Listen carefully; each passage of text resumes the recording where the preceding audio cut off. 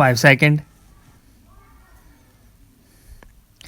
I am happy to participate in the centenary celebrations of St. Joseph College, an institution which has earned for itself a reputation for its standards and achievements. Among its alumni are some who distinguished themselves in the fields of science, administration, and in the army. The institution has thus contributed significantly to the country's progress and defense.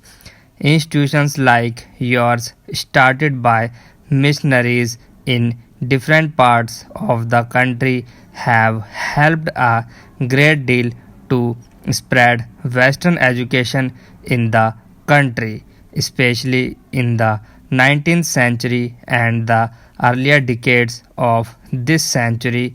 They have thus helped the country to absorb all that is good in Western thoughts and also to develop in science and technology. Academically, these institutions have always produced good results. It is due to the habits of discipline and hard work which the institutions seek to foster and promote among the pupils. Discipline is best promoted not by the fear of punishment but by the example of those in authority.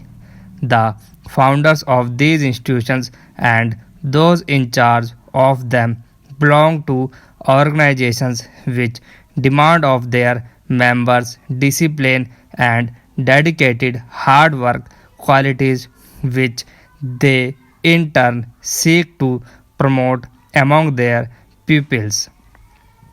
It is this approach which is responsible for the better performance of these institutions.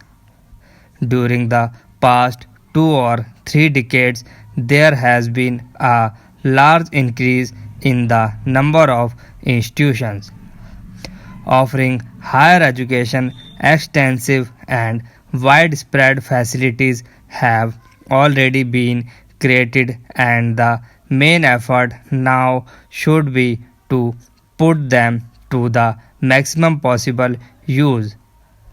Institutions which have low enrollment and inadequate facilities have come up in certain places. The aim should now be more to bring up such non viable institutions rather than to establish new ones.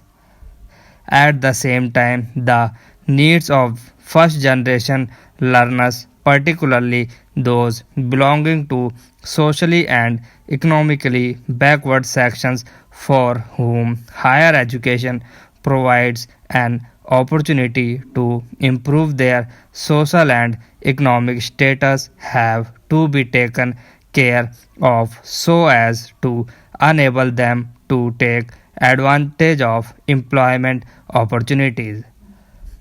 It is necessary that educational programs are related to manpower demands existing and anticipated for executing development projects, for maintaining services and supplies, and for the different occupational groups.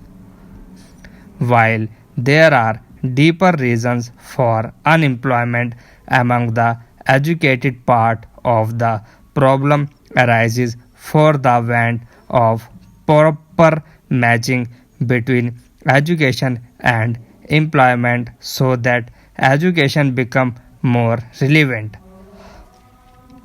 The primary object should be to make the first degree course more relevant and responsive to the development needs of the community and link education with work in the field and practical experience.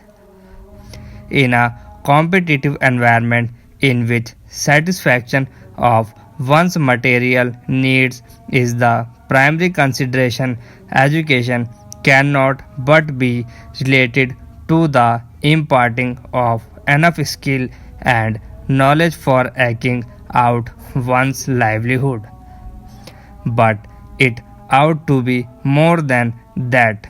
It should aim at more than mere transmission of a body of settled knowledge. It should endeavor to promote the scientific habit of mind. An ignorant person is prone to form hasty opinions and hold on to them doggedly.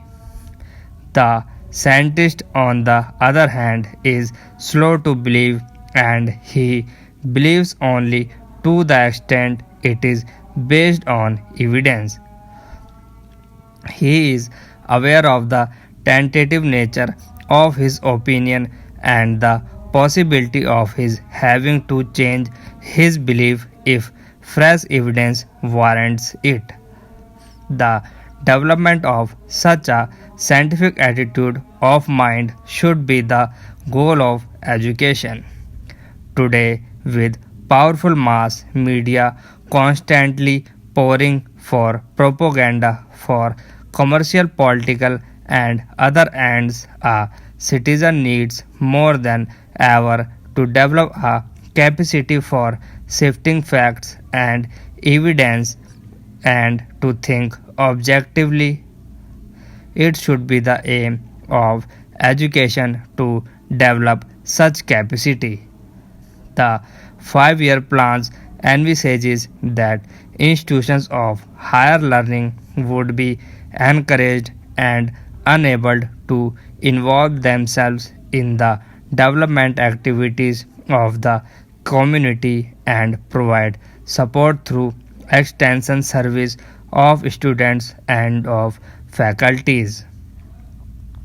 This would not only help the students to extend their frontiers of knowledge but also use their knowledge to help the community to solve some of its problems.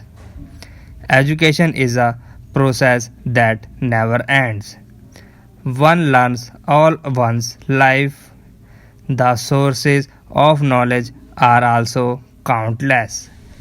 One does not learn only from the teachers, colleagues, people one meets in life, and nature itself provide unlimited opportunities of acquiring knowledge.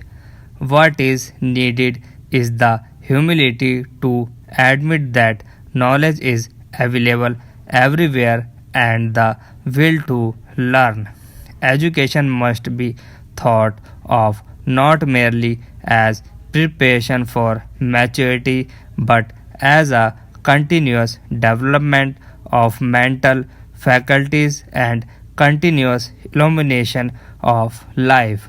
The formal education which we receive at school and college give us the instrumentalities of mental growth. Our further development depends upon our observation and interpretation of experience. In this view, education is a continuous lifelong process. I would like to thank you, the organizers, for inviting me here today. I extend to the students, teachers, and others associated with this college my warm greeting and wish them all success in their endeavors.